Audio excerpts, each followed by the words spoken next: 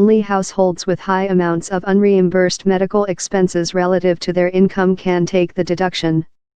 Before the passage of the tax reform bill, only medical expenses that exceeded 10% of adjusted gross income, or AGI, qualified. The tax bill lowers the AGI threshold to 7.5%, where it stood until the 2013 tax year. It also makes the change retroactive to the 2017 tax year, meaning you can use it on the return you'll file in 2018. However, it will expire after the 2018 tax year, after which time the threshold goes back up to 10%. Image source, Getty Images. If you aren't familiar, AGI is your total, or gross, income, minus certain adjustments. Common adjustments to income include traditional IRA contributions, student loan interest, and educator classroom expenses, just to name a few. Here's an example of how this change could work.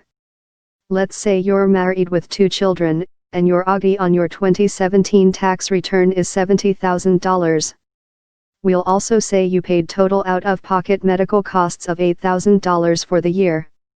We'll get to what medical expenses qualify in the next section. Based on the 10% AGI threshold, you would have been able to deduct medical expenses greater than $7,000. If you had $8,000 in out-of-pocket medical expenses, you would have been entitled to a $1,000 deduction.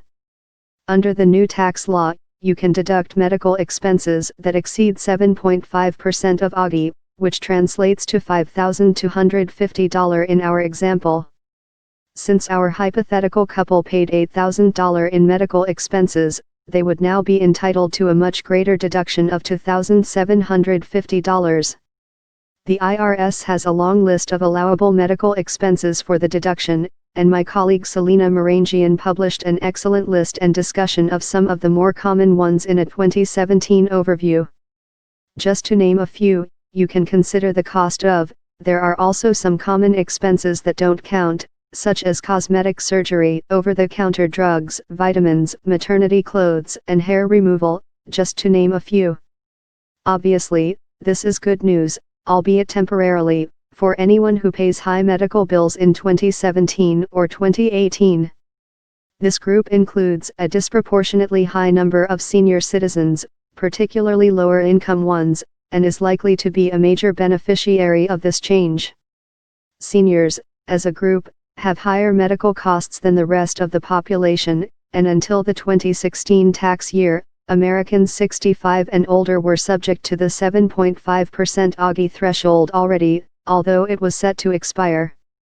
The new law extends the favorable medical expense threshold and expands it to include the entire population. It's also worth mentioning that taxpayers need to itemize to take advantage of the medical expense deduction. In the 2015 tax year, almost 9 million Americans used the deduction, and the figure is unlikely to change significantly for 2017. However, the new higher standard deduction kicks in for the 2018 tax year, which will probably mean many people who previously qualified for the medical expense deduction will no longer be able to use it. Finally, to maximize your medical tax benefits, even if you can't use the medical expense deduction, be sure you consider a health savings account, HSA, or flexible spending account, FSA, which are smart ways to save money on a pre-tax basis for health expenses. More from The Motley Fool. The Motley Fool has a disclosure policy.